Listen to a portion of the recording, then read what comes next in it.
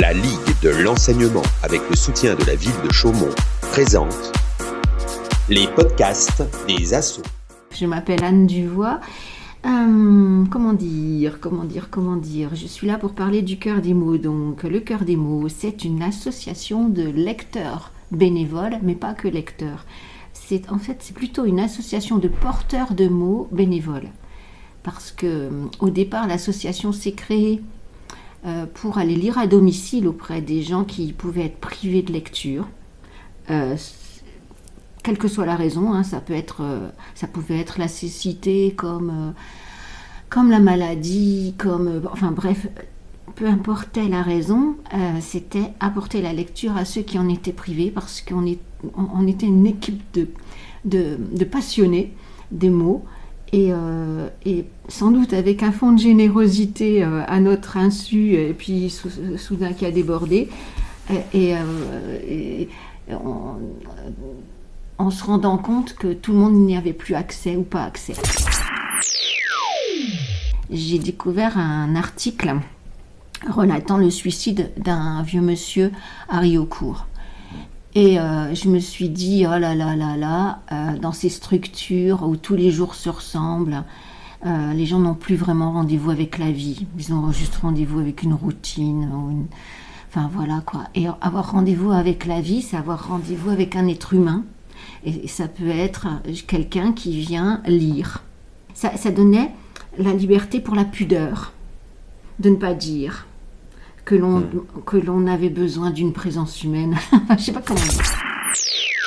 Toutes les premières assemblées générales, les lecteurs bénévoles témoignaient. Je me rappelle l'un d'eux qui avait exactement dit ça. Il disait, lui, il allait lire à Langres. Au départ, c'était pour une vieille dame, puis après, très vite, le mari de la vieille dame est resté aussi à côté. Et il disait, en donnant, on reçoit. Au départ, on était juste lecteurs bénévoles. Et puis, mais aussi, dans les statuts, c'est marqué aussi écrivain bénévole. C'est pour ça, c'est ce qui se passe essentiellement à la permanence du mercredi.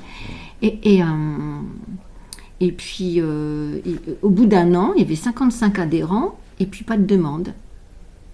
Donc, notre réaction a été d'élargir notre palette en lecture publique, en choses comme ça, puis aussi en participation à des événements, enfin des choses comme ça. Et puis, à l'époque, nous lisions dans toutes les structures pour personnes âgées, qu'on appelle les EHPAD. Et maintenant, nous ne sommes plus dans aucune de ces structures. Et donc, très rapidement, notre expérience a été concomitante avec la fonte drastique des personnels dans ces structures-là. Et les personnels qui servaient de lien entre les résidents et nous, petit à petit, ont été supprimés.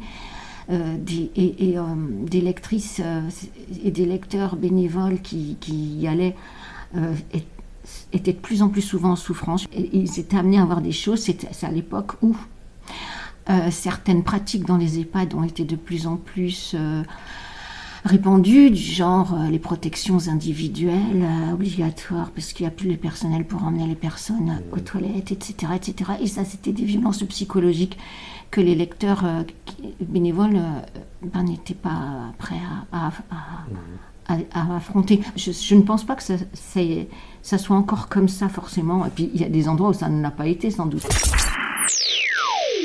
On a eu aussi des grandes joies.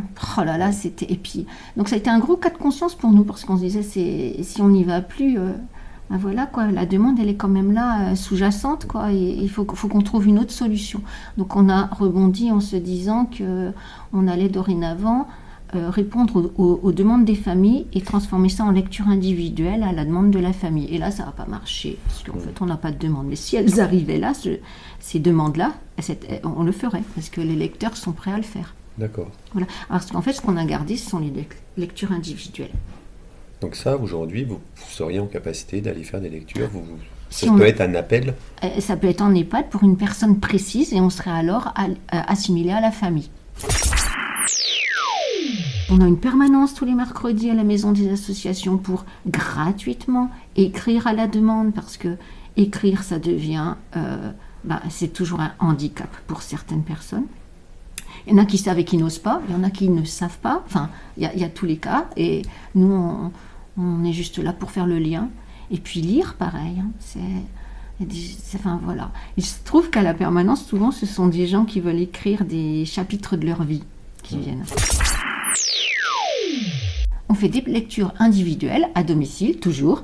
On fait des lectures publiques et on participe aussi à des écritures, puisqu'on anime des ateliers d'écriture. Qu'est-ce qui fait que ton engagement à toi, à moi, parce que on sait que s'engager dans le bénévolat, la présidence aussi, c'est une responsabilité, c'est lourd, c'est du travail. Beaucoup s'épuisent. Structure qui dure depuis l'année 2000. Parce qu'une association, c'est pas une présidente ou un président. Une association, c'est une équipe, et puis que j'ai une formidable équipe autour de moi. À la dernière AG, j'ai expliqué que la mission du Cœur des mots dans la société telle qu'elle évoluait actuellement, c'était une mission de résistance, car les mots étaient dévoyés. Je suis allée jusqu'à dire ça. Hélas, ils sont...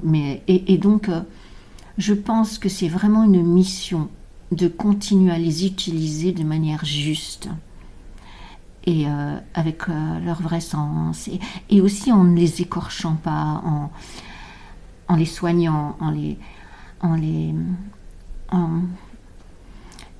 comment on parle, on le diffuse, et c'est essentiel.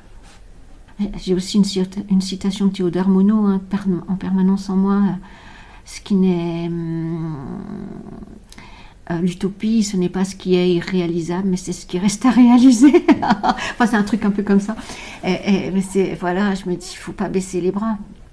Il faut continuer d'y croire. Mon animal préféré. C'est le renard. C'est le renard. Pourquoi ? À cause du renard du Petit Prince. Parce que c'est mon passage préféré dans Le Petit Prince.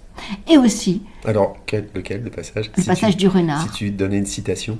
On ne voit bien qu'avec le cœur. Puis aussi, on devient responsable pour toujours de ce qu'on a apprivoisé. Oui.